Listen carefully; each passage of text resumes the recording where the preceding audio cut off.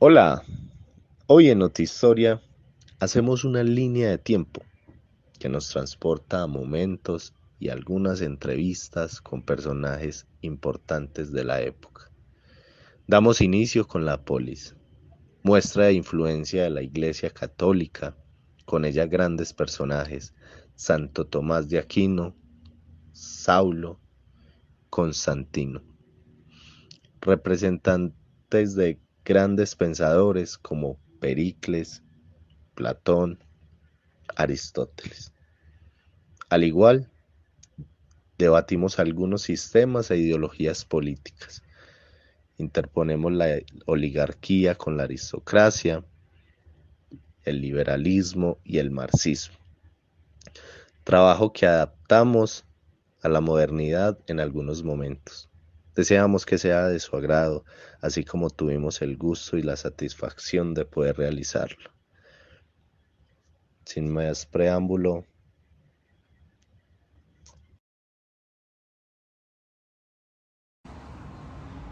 Bueno, nosotros como pensadores de la polis hoy vamos a debatir un dilema que está en la actualidad bastante controversial, el aborto. ¿Quiénes están a favor y quiénes están en contra? Yo estoy a favor. Yo estoy a favor. Me encuentro en contra. Estoy en contra. Listo, denme su argumento. No, realmente estoy en contra porque no veo por qué se tiene que interponer hacia una vida y considero que las mujeres antes de pueden planificar, pues no tienen necesidad de llevar ese riesgo y aparte considero que todos deberíamos de recordar que pues nuestra religión cristiana debemos de seguir a Dios y reproducirnos. La familia está para eso, para seguir reproduciéndonos, no para estar pecando, que para mí esto es lo que significa un pecado. ¿Qué opina usted, compañero? Bueno, yo estoy a favor del aborto porque creo que las que pasan por este momento son las mujeres y son quienes deben decidir qué hacer con su cuerpo, qué hacer con su ser humano que tienen adentro. Tal vez no lo quieren tener, no tienen las posibilidades de tenerlo y probablemente lo tengan por obligación y tal vez cuando el niño crezca, nazca y necesite alimento, vestuario, no tendrán con gente, no tendrá una buena calidad de vida. No, la verdad, yo opino que dado la calidad de vida, pues simplemente el niño puede darse una adopción. Al fin y al cabo, no estás decidiendo sobre tu cuerpo, estás decidiendo sobre otro cuerpo que se encuentra dentro de ti. No entiendo por qué deberíamos de acabar con esta vida sabiendo que no sabemos qué puede hacer el futuro.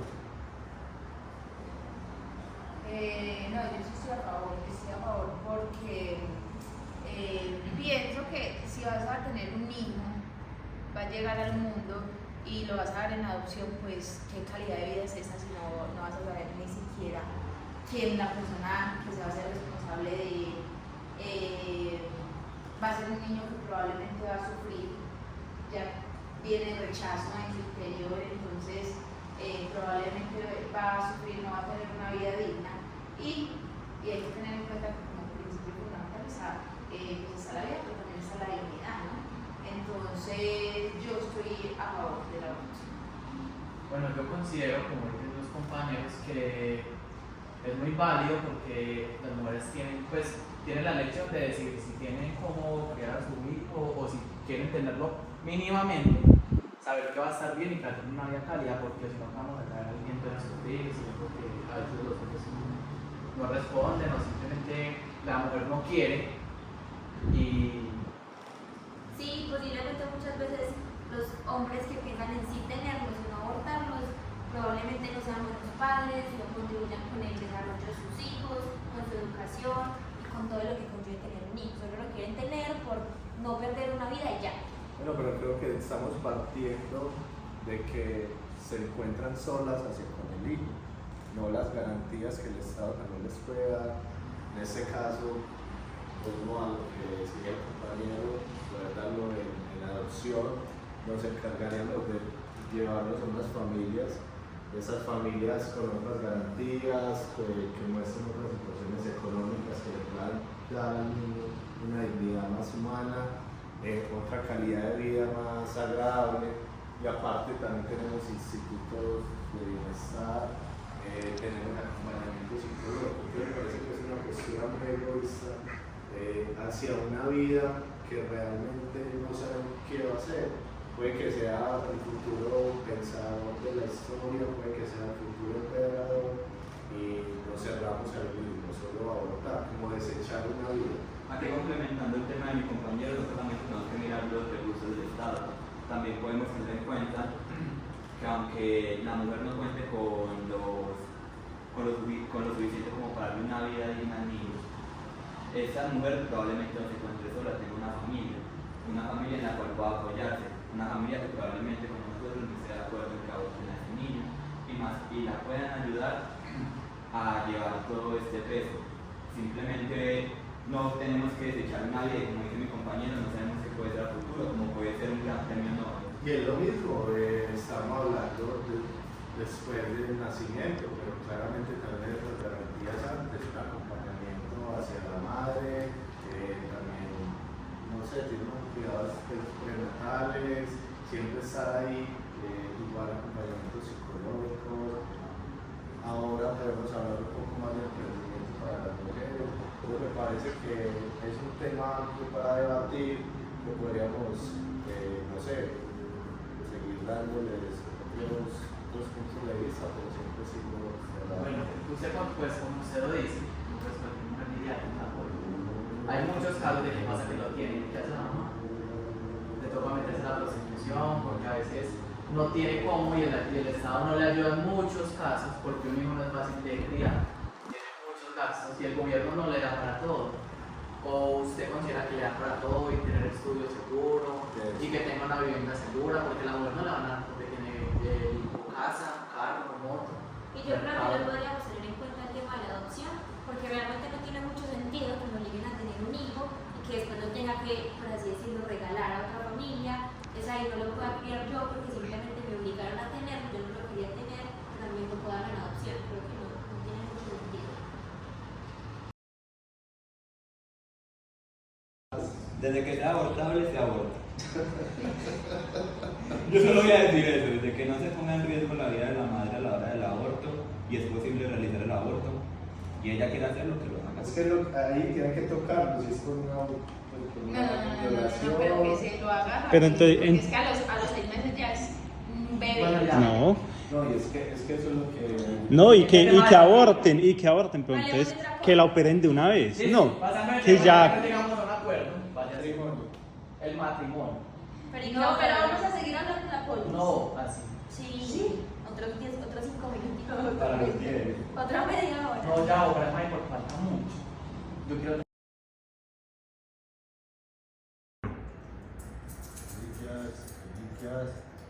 Vengo por mis impuestos. Eso es todo lo que he hecho hoy, Saúl. Reliquias. Vengo por mis impuestos. No, sabe, hermano, no hay que está caído, hermano. No, eso es lo que he hecho hoy. La próxima, no sé qué vamos a hacer. Lana, Reliquias. Vengo por mis impuestos. solo he hecho estas monedas, ¿sabes?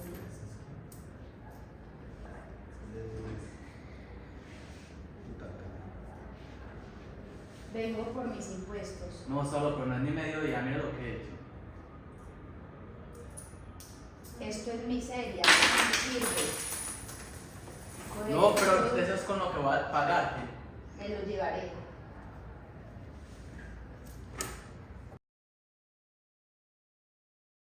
Apedréalo, apedréalo. apedréalo.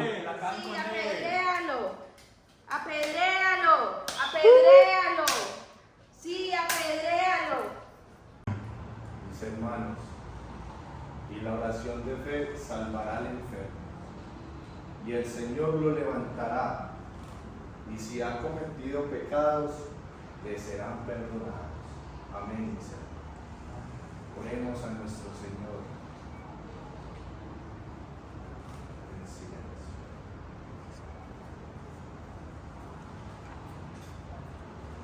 Eres seguidor de Cristo. Oh, Eres Señor. seguidor de Cristo. Quedas detenido. No, Saulo.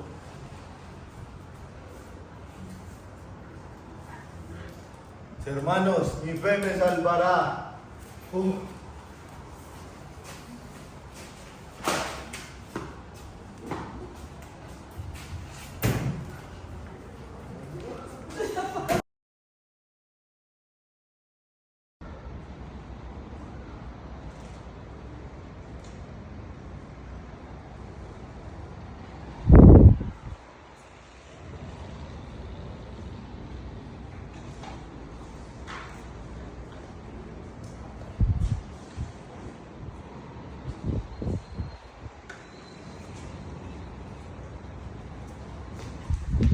Saulo, Saulo, ¿por qué me persigues? Señor, ¿quién eres tú?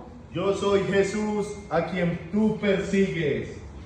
Pero ahora levántate, entra en la ciudad y ahí se te dirá lo que tienes que hacer.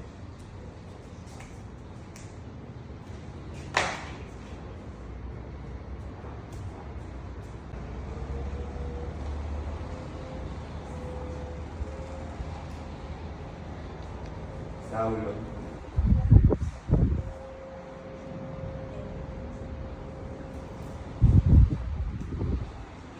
Bautízame, Señor. Te bautizo, Pablo. No tenías otro nombre mejor.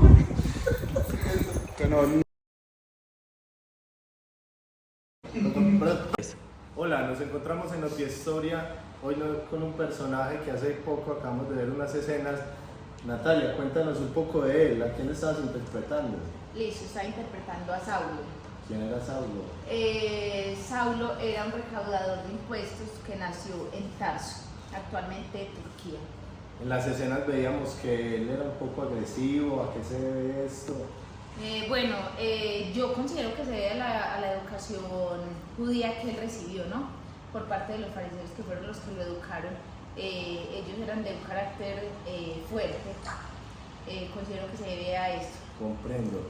También veía que era como perseguidor, ¿él a quién perseguía? Listo, también él perseguía a los cristianos, precisamente porque lo educaron los fariseos. Él creció pues con ese tema de perseguir cristianos. A lo último se ve una escena, no sé, cuéntanos un poco más de ella, él queda ciego, ¿a qué se debe esto? ¿Qué pasa con él? Listo. Resulta que, reitero, él era perseguidor de los cristianos. Una vez andando, a él se le aparece Jesús, se le aparece una luz y lo deja ciego. En esa luz es donde siente como un llamado divino a profesar pues la palabra de Dios. Él en ese momento pues queda ciego, ¿no? Y el mandato fue profesar la palabra de Dios. Pero yo veo que en ese momento de que él queda ciego debido como una luz, se escucha una voz y luego, ¿qué pasa? Yo veo que se llamaba Saulo y después tiene otro nombre. ¿Qué es lo que sucede allí? Okay. Entonces el mandato le decía que fuera a la ciudad, que ahí se le iban a dar órdenes, ¿cierto? Él se dirige a la ciudad y ahí posteriormente llega un discípulo, le impone las manos, regresa a su visión y ahí es donde sucede la gran conversión, ¿no? Porque él, pues al recuperar su visión, él decide pedir ser bautizado. Ahí es donde cambia de ser Saulo a ser Pablo. Y empieza a profesar pues con mucha más, ¿cómo se dice? Con más fervor a promulgar la palabra de Dios.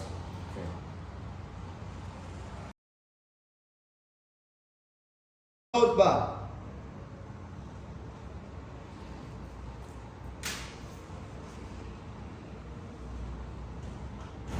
No.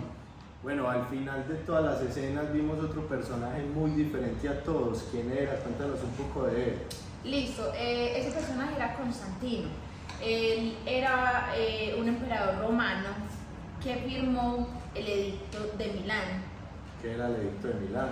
Era la declaración de libertad religiosa, y con eso se deja de perseguir a los cristianos. Por eso fue tan relevante la conversión de Constantino al cristianismo, ¿no? Listo, Natalia, muchísimas gracias. Muchas gracias, chicos. No olviden seguirnos en Facebook, Instagram.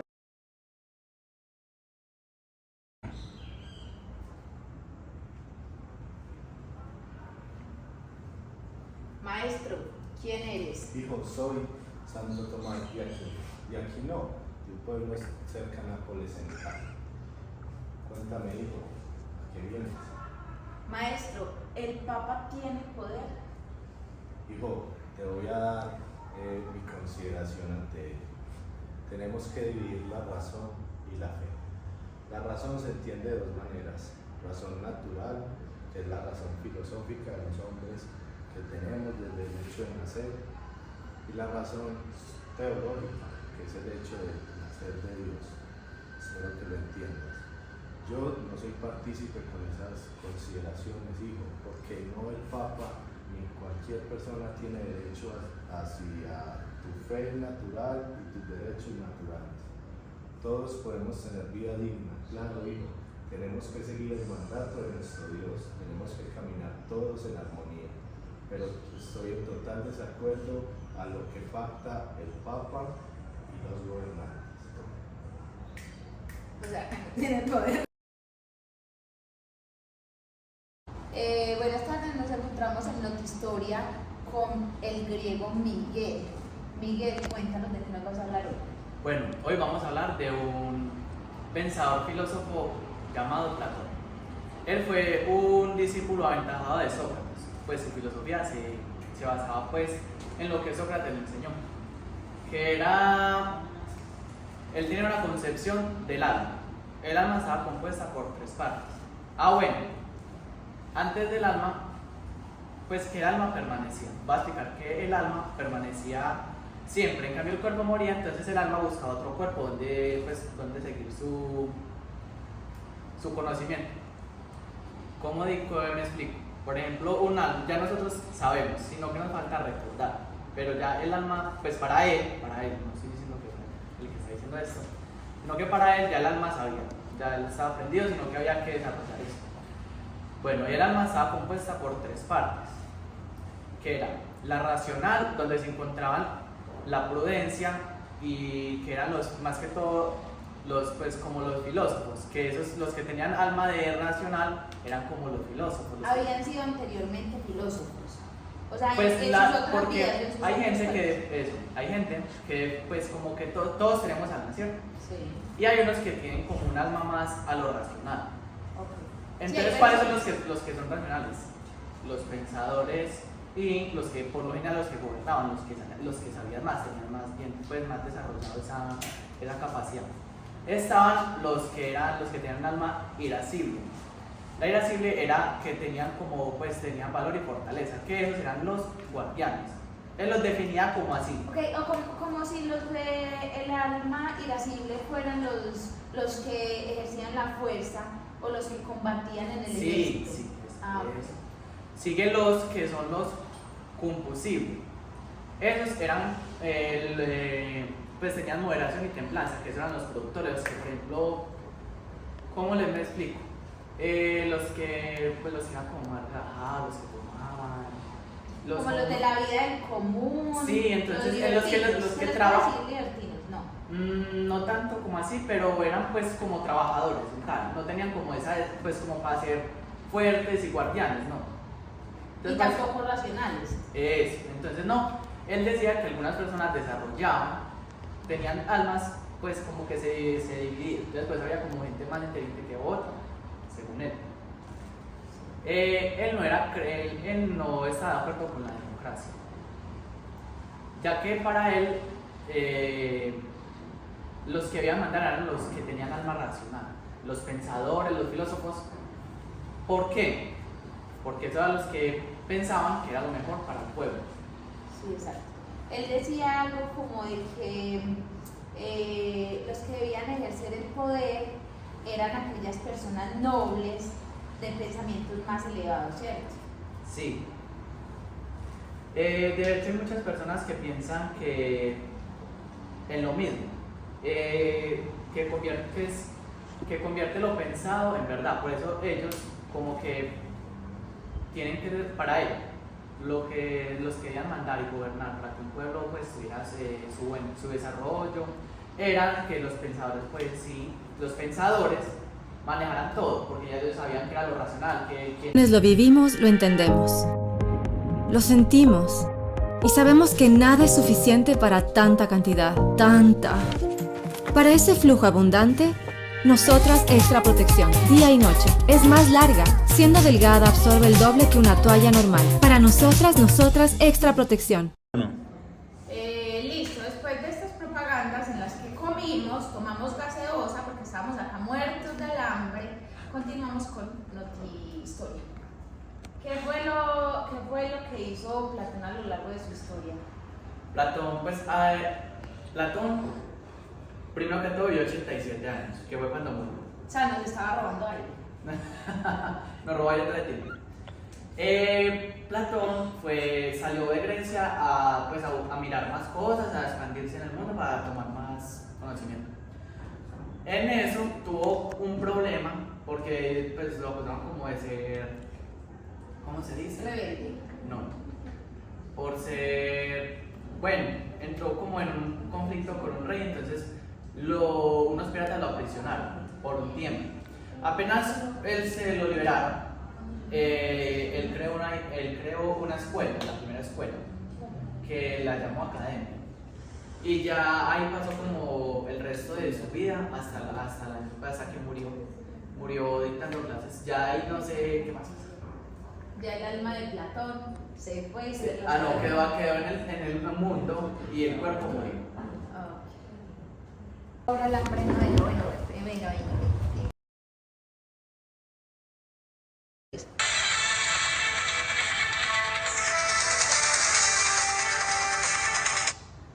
Y hoy en Notihistoria tenemos a Aristóteles y a Pericles. Muy buenas tardes, con usted me presento, yo soy Aristóteles, uno de los más grandes filósofos de Grecia y uno de los pioneros de la filosofía occidental junto con Platón, uno de mis maestros, y verdaderamente yo pertenecía a su escuela. Estuve en lo que sería la escuela de Atenas durante 20 años, donde fui discípulo tanto de Platón como de otros muy grandes pensadores. Después de terminado mi periodo en esta escuela, decidí irme a Macedonia para ser el maestro de Alejandro Magno, uno de los más grandes líderes que tuvo ese imperio. También he de decir que en mi corriente filosófica yo estaba totalmente en contra de la oligarquía, que era el gobierno de los pocos con mucho poder.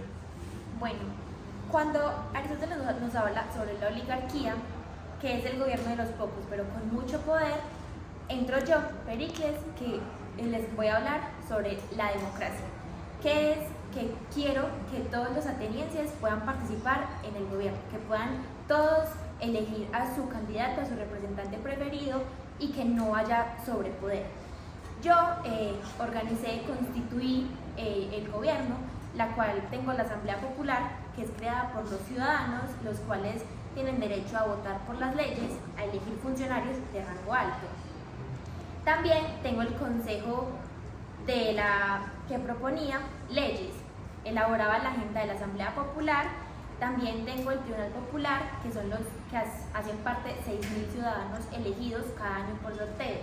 El órgano central del gobierno se llamaría la ULE, que son los 500 ciudadanos elegidos al sorteo que tienen la posibilidad de votar y escoger y elegir leyes y de elegir funcionarios de rango alto. Estaría de acuerdo con ese tipo de gobierno democrático, siempre y cuando se garantice que va a seguir siendo democrático y no vamos a volver a recaer en esta oligarquía que tenemos en este momento. Sí, ya que en mi tipo de gobierno también podríamos imponer lo que son los impuestos, que nos habla sobre que los ciudadanos nos paguen a partir de que el Estado les preste algún servicio, como lo son los hogares o cualquier tipo de servicio. Me parece muy interesante tu forma de gobierno. ¿Hay algo más que puedas contarme sobre este? Bueno, sí, la asamblea, que la llamaríamos eclesía, nos ayudaría con el control de finanzas y vigilaría a los vigilaría a los magistrados, que se llamarían los arontes. Me parece perfecto. Como digo, yo siempre he estado totalmente en contra de lo que sería nuestro gobierno oligarca, ya que como tal se ve demasiado favorecida la gente poderosa. Como tal, el poder recae totalmente en ellos y buscan simplemente el bien para ellos, no buscan un bien común, que es lo que me gustaría, ya que nosotros no somos meros animales, nosotros también somos seres racionales, nosotros tenemos mucho que ofrecer, más allá que solamente una mano de obra para esta gente tan poderosa. Nosotros no solamente somos un cuerpo, nosotros también tenemos una esencia la cual seguir. Claro, tienen derecho a votar y a ser elegidos, como lo haría la democracia, que es la posibilidad de que el pueblo participe en las decisiones democráticas, políticas, y que puedan escoger a su candidato favorito y que los represente ante todo. Dado el caso, dime esto en qué beneficiaría a nosotros los filósofos en este momento. Bueno, yo creo que los filósofos también podrían intervenir mucho en cuanto al poder. Pueden ser elegidos o pueden elegir, ya que como pensadores tal vez tengan otro tipo de pensamiento en cuanto al poder, en cuanto a una sociedad, en cuanto a la política. Entonces convendrían mucho con los políticos, ya que podrían exponer ideas, exponer pensamientos, lo mejor para el pueblo, lo mejor para ellos, y ambos ayudarían mucho al pueblo y a los ciudadanos. Me agrada demasiado la idea que me estás proponiendo, y la verdad me encuentro totalmente de acuerdo a ella. Sí, lo bueno es que tendríamos un tribunal popular que cada año cambiaría, que son 6.000 ciudadanos elegidos por sorteo cada año, lo cual nos podría decirnos que muchas personas pueden estar en el órgano de un poder político, creando decisiones, tomando decisiones y estando en torno a la política. Listo, y teniendo en cuenta que nuestro imperio es algo creciente, nos estamos expandiendo de una manera muy amplia, esto también llegaría a todos los rincones del imperio, ya que la idea sería mantener el imperio unido. Sí, claro, por lo mismo son tantas personas las que convocan o las que reúnen un tribunal, el órgano central, que por ejemplo son el Consejo de los 500, son muchas personas que a lo largo del tiempo podrían convenir en una decisión política o intervenir en lo político. Y me agrada mucho porque esto también podría dar pie a que mi idea filosófica de que nosotros adquirimos el conocimiento solamente con la experiencia, no nacemos sabiendo, ayudaría mucho a que los futuros filósofos puedan construir todo esto, ellos también puedan crecer y no solamente esté el poder en estos que ya saben y no den oportunidad a que los otros aprendan. Sí, ya que por ejemplo yo también fui un gran guerrero, pues realmente es muy importante que todos tengamos participación en las decisiones políticas, entonces sería una muy buena decisión para todos.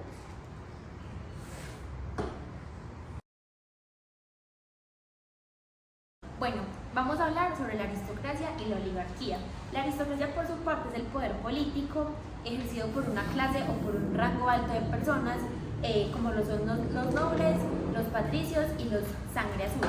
También son personas que se destacan en inteligencia, que son sabios o experimentados, que están condicionados para ejercer un poder. En cambio, la oligarquía, además de que cumple también los parámetros de que son personas de alto poder, esta diferencia, ellos son por orden sucesoral. O sea, si mi padre hacía parte de este poder aristocrático, yo como descendiente también entraría a este poder, no sería electo de ninguna manera, y también lo que buscaríamos nosotros como grupo élite sería simplemente nuestro bien y no el bien común de todos. Bueno, la aristocracia se remonta a la Grecia antigua. Por ejemplo, filósofos como lo son Platón y Aristóteles, que eran sabios experimentados, por eso es que lo llamaban aristocracia, que era el gobierno de los mejores, porque ellos eran pensadores, filósofos y que tenían un muy buen rango de inteligencia. Las características de la aristocracia son, por ejemplo, que otorga el poder público a las personas que son más aptas para ejercer el poder. son necesarios títulos nobiliarios, como por ejemplo el príncipe de Gales, que son personas que en sus nombres tienen como de apellido de dónde vienen, de qué ciudad vienen, para distinguirse de que son clases nobles. No cualquiera puede pertenecer a la aristocracia, deben ser personas que o heredan el poder, o se los otorgan, o nacen desde su nacimiento, valga la redundancia, con sangre azul, o que son patricios. Y el poder político es heredado de una generación de aristócratas a otra. En base a eso, también decir que la oligarquía también es tomada por lo que serían Platón y Aristóteles, pero no como un apoyo a esta, sino estando en contra, ya que ellos pensaban que ese poder no debía de ser hereditario como es en la oligarquía, sino que se debería hacer más meritorio, y que no solamente los que tenían el poder siguieran teniendo el poder de generación en generación, cosa que en la oligarquía pasa, y es como debe darse para que pueda considerarse una oligarquía. Bueno, en la aristócrata también hay otra parte para agregar, y es que también los aristócratas podían ganar su título por consideraciones militares. Y también agregar que para la oligarquía, más que todo se vieron fue cuando esta existió gobiernos tiránicos. Eran gobiernos en los cuales totalmente el poder se recaía en este grupo selecto de personas, y estos eran los que hacían lo que querían y tenían todos los beneficios. Los demás no gozaban de estos derechos que ellos tenían.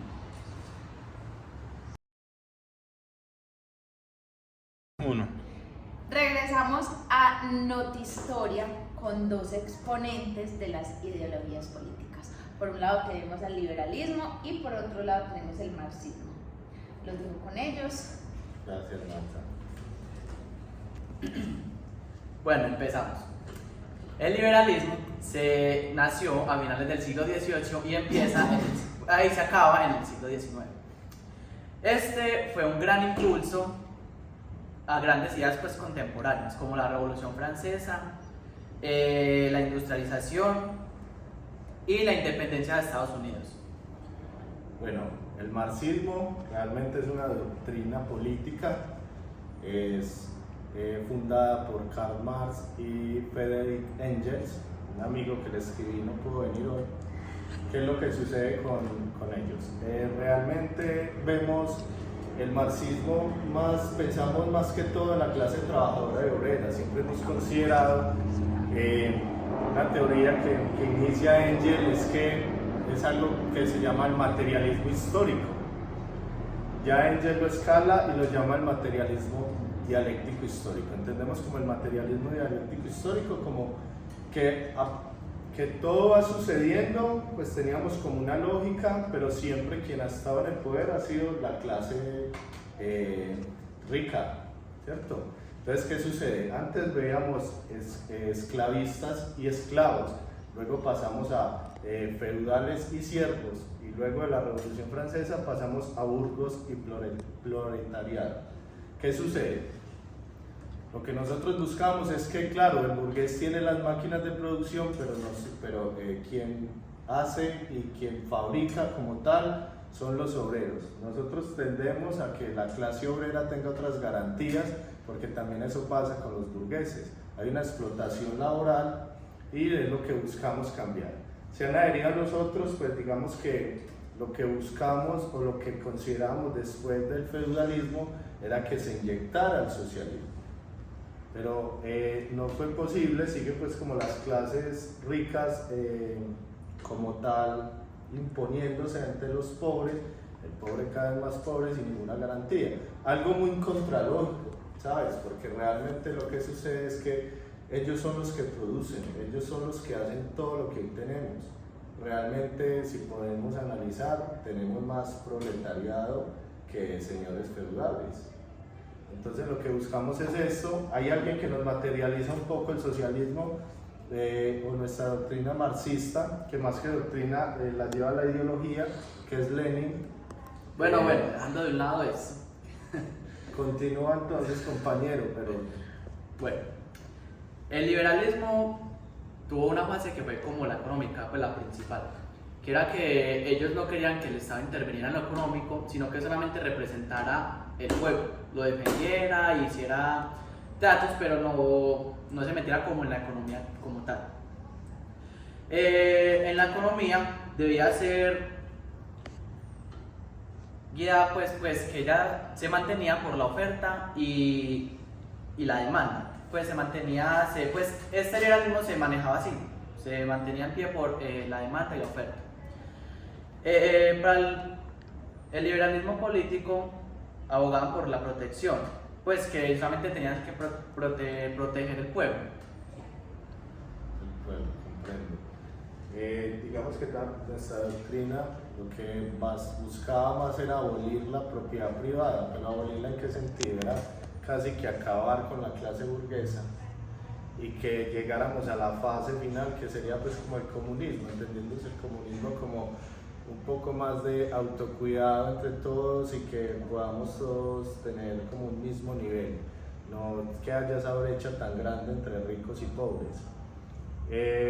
Realmente nosotros lo hemos manifestado, lo escribimos en el Manifiesto Comunista, después yo hago una obra llamada El Capital, donde hablamos de lo mismo, ¿cierto? De que seguimos siendo gobernados por la élite, pocas garantías ante los trabajadores, pero lo que queremos es eso, es algo paradójico, lo que vemos es como la dictadura del proletariado, nuestros muchachos, claro, el Estado debe intervenir, debe ser interventor, pero también garante mediante nuestros sindicatos de trabajadores, lo repito, lo vimos con Lenin en la revolución bolchevique, que era de los obreros, y siempre ellos están pues como con estas garantías. Continúa con tu discurso del liberalismo.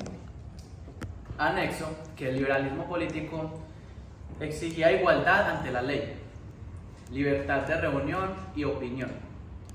Estos debían de estar garantizadas mediante lo escrito. Había que haber tolerancia religiosa para todos. Se debían hacer asambleas políticas representativas y limitar el poder del gobierno. ¿Qué pasa? Ellos no querían que el gobierno se apoderara de ellos, sino que solamente los defendieran y ellos hacer como tal lo que ellos quisieran. Y cuando esto sí se expandió mucho, la escuela escolástica pues era, ¿cómo digo? Pues representaban el liberalismo, lo fomentaban, el derecho natural a la vida y la igualdad ante la ley.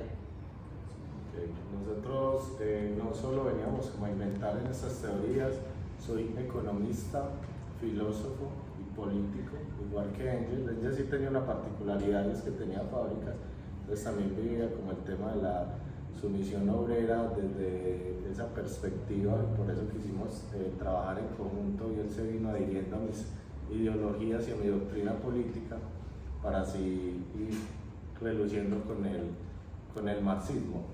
Hoy en la actualidad tenemos, digamos que algunos representantes del marxismo, ellos lo definen como el comunismo, pero realmente es un poco más de socialismo. Tenemos a Corea del Norte como gran ejemplo de ello, pero no lo llevan pues como a cabalidad, todavía falta pues que se adhieran algunas garantías de la clase obrera. ¿No más por añadir? No, así está, les pusimos pues como lo posible. Listo. Hola, mi nombre es Natalia, yo personifiqué a Saulo y a Constantino.